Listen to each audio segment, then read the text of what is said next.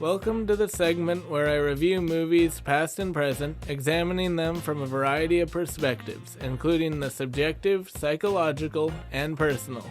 Informative and occasionally funny, this is LoganLand Rants.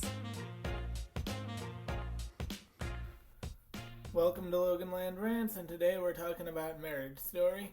Now this is coming a little unexpected, but if I'm being honest, last week I was a little bit of a mess. I saw The Invisible Man. Well, not saw The Invisible Man, but did a podcast about it.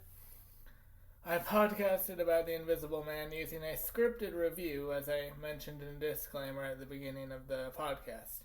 So after I did that, turns out no one cares. So today we're talking about Marriage Story using the more classic LoganLand Rants formula, which is a horrible mess where I talk about everything. Now, I love Marriage Story. I saw it just a few days ago and realized, holy crap, I need to do a podcast about this. Because, honestly, Marriage Story is not really autobiographical or personal as far as I'm concerned. Noah Baumbach kind of loosely based it on his life. But there are some differences. He apparently talked to a few other friends who were going through similar divorces before this.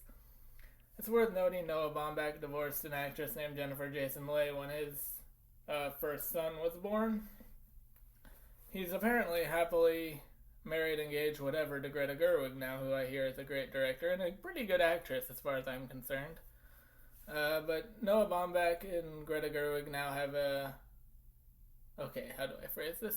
Basically, Baumbach had been divorced before, but obviously he doesn't look like he's going anywhere there with Greta. I hope not. They're nice together. But anyway, Noah Baumbach has been divorced and has talked to a few people who have been divorced, which is why Marriage Story is such an ironic name. I mean, Marriage Story is about a couple played by brilliant actors, Adam Driver and Scarlett Johansson. These are probably career best performances for them. I mean, Kylo Ren really does not do Adam Driver justice. But Scarlett Johansson and Adam Driver play a married couple who have been separated for a while, and the thing about the film is it doesn't really pick sides. A lot of divorce movies tend to do that. But this film actually kind of sketches at length the characters' flaws and personalities and feel like really relatable, flawed people.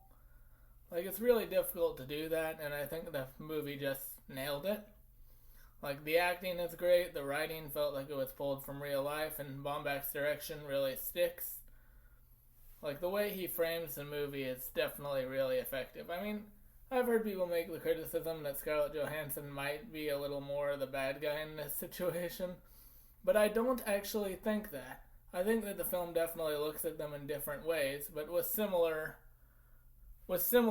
attention to what's needed for them. So, like, obviously Scarlett Johansson is going to be sympathized the same, but in a different way than someone like Adam Driver. Because once Adam Driver's flaws are made perfectly clear, we feel sympathy for both of them, and I think the film was really effective in that regard. The writing really sticks, the acting really sticks. There really isn't anything I can say about it that hasn't already been plastered all over this movie. It's such a great movie. It's obviously very uncomfortable to watch due to the fact that it was pulled from real life and the characters' situations are downright not really disturbing, but kind of like dysfunctional, I guess. But even at the end, it kind of ends on a positive note, because even though their divorce is inevitable, spoiler alert, they do inevitably kind of end up not really, but kind of coming together as a family. Like, they don't love each other as much, but they're willing to be there for their kid regardless of if they're not going to be there together, which I think is a really fun and empowering divorce story all around.